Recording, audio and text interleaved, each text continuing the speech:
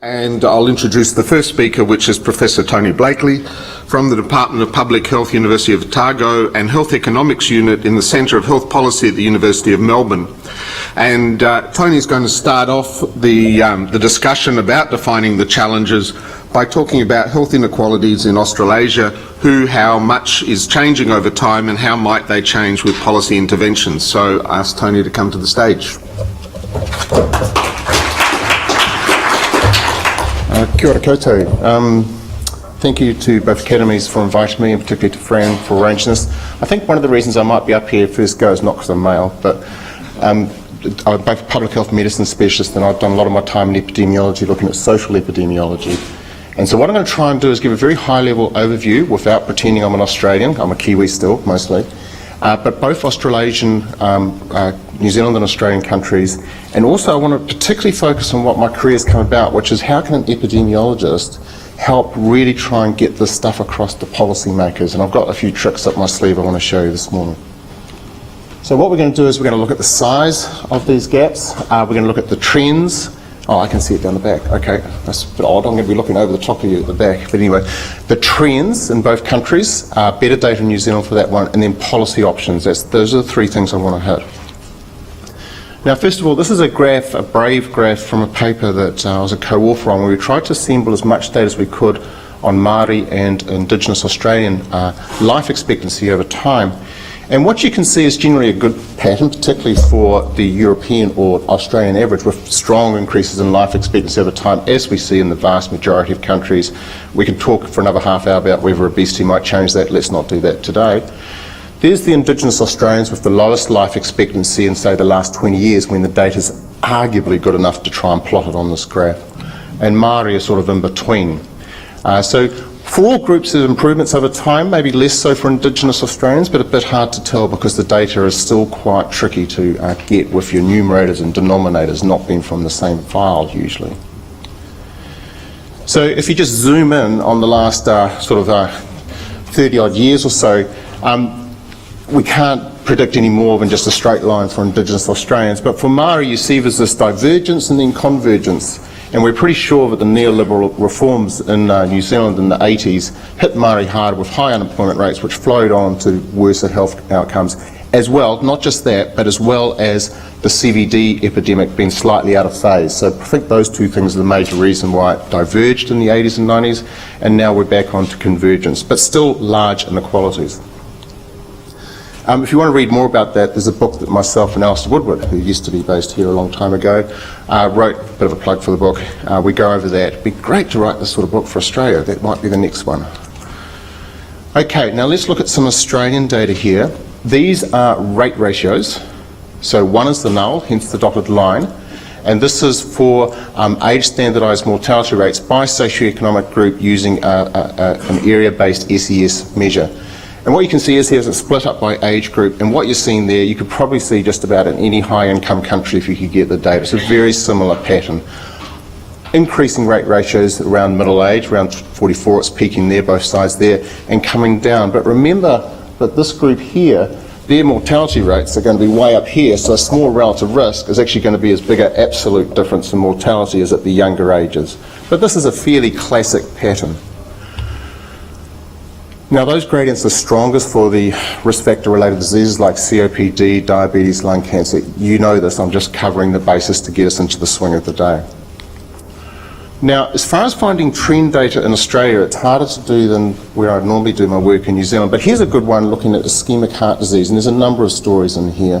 First of all, amazing reductions of ischemic heart disease mortality. Same in most high-income countries. It's phenomenal. It's 4% per year since about 1970. It is what is driving our increase in life expectancy mainly. Now, the other thing to notice here is that you've got males on the left and females on the right, and they're coming down like, I call them parallel railway tracks. And so what's happening here is because they're coming down as parallel railway tracks, you're seeing large increases in relative inequalities, because when you divide this number by this number, it's not too big a ratio, maybe 1.2. You get down to here with this being 0 and you're up over 2. And so this is a very common phenomena of increasing relative inequalities wherever we look in the world, and sometimes stable absolute inequalities, and I'll come back to that. Now, flicking back to New Zealand, this is using 30 years of data where we've linked the census to the mortality every 5 years, or 7 years in the case of the Christchurch earthquake. And on the top graph there, you won't be able to read it, but this is the rate ratio, standardised rate ratio. And so in blue is the highest educational group, and then in red is those with no formal qualifications. You can see that rate ratio is opening up over time. So inequalities on a relative scale are increasing over time. But then when you plot it on an absolute scale, so rather than dividing this number by this number, we're going to subtract the two numbers. You do that and you see a pattern there of more stable absolute inequalities over time. This is a really common thing. We get asked all the time, are inequalities changing? The answer is relatively yes, absolutely not, or absolutely yes, relatively. It depends on what scale. This is not just pedantic epidemiological mumbo jumbo. It actually matters for how you set targets, say, if you're going to set targets for who. This gets really important.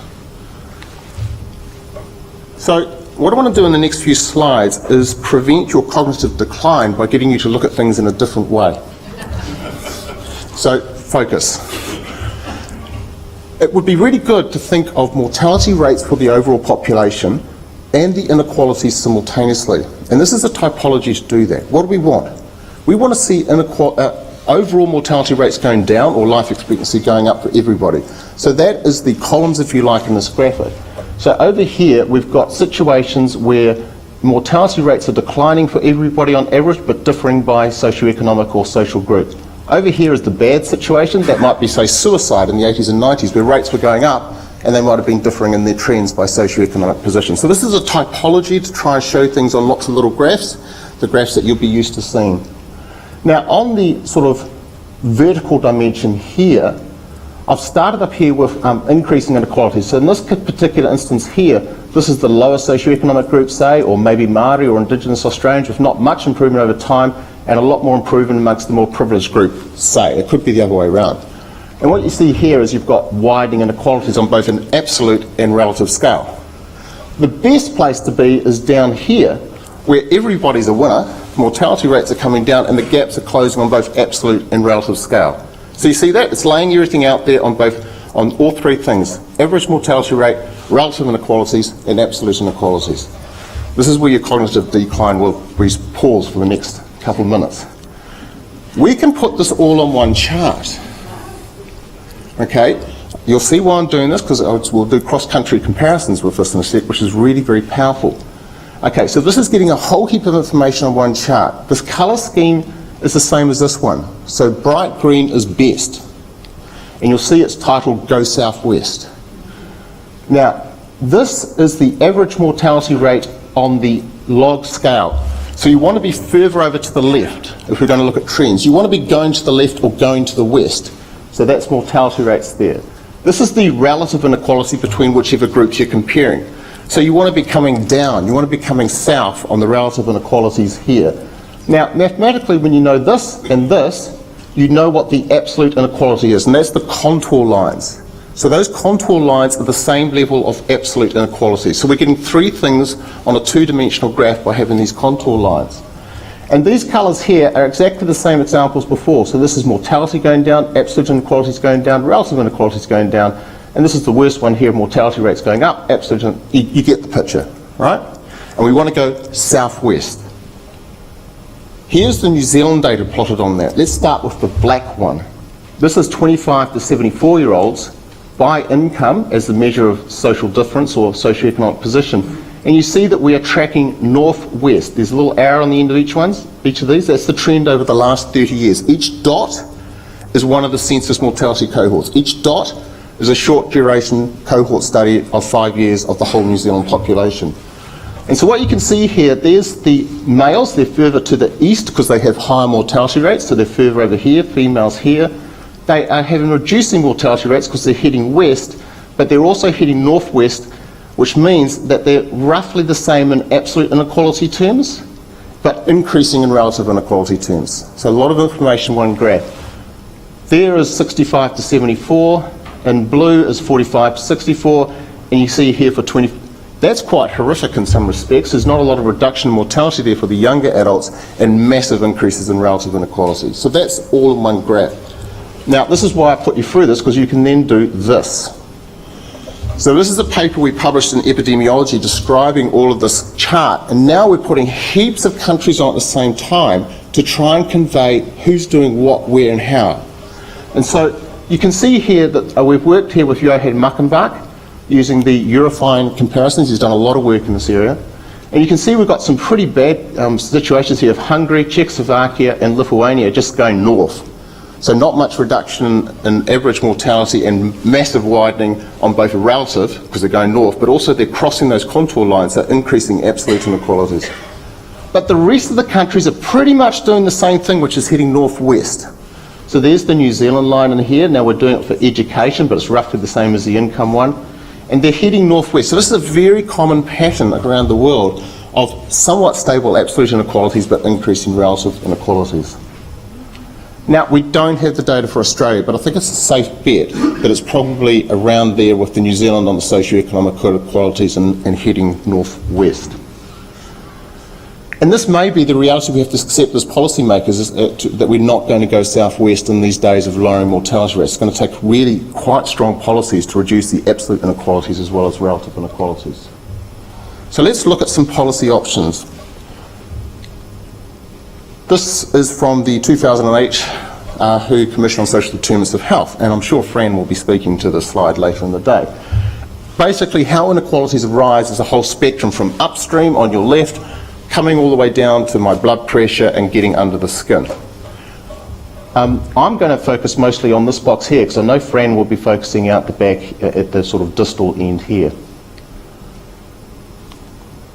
Now, thinking of a framework about how to reduce inequalities, I've used the paper published in The Lancet by myself and colleagues a few years ago on the non-communicable disease aspects. And so we can act in many places. This is just one particular bullet point list. Early childhood development, but boy, you're going to wait a long time for those to hit the road with NCDs 40 years down the track, 80 years down the track. Education and secure employment, particularly secure employment. I think we're seeing a change in our society at the moment to increasingly unsecure employment, ask any academic. Tobacco and alcohol, do not forget about the risk factors. I think we kind of dismissed them 20 years ago as being causes of inequality. They're actually very important. I want to come back to that. Reduction of dietary salt. That is actually a very powerful mechanism for both overall mortality reductions and reductions in inequalities in most situations where cardiovascular disease rates are much higher for the lower socioeconomic group. Improvement of financial and physical access to healthier diets. I could do a whole hour on that, but won't today. And access to health services. I'm going to focus in on those ones using some work done by the program I lead in New Zealand called the Burden of Disease, Epidemiology, Equity and Cost Effect. We just call it BODE E3. Now, the first one I'm going to do is basically we've been using some of these new methods for doing mediation analysis, where you counterfactually imagine the way the world could have been. It's quite technical, but it's basically the whole epidemiological field backing out of the way we used to do it and reapproaching it with sort of counterfactual methods that we've borrowed from the econometricians and elsewhere. It's quite exciting times.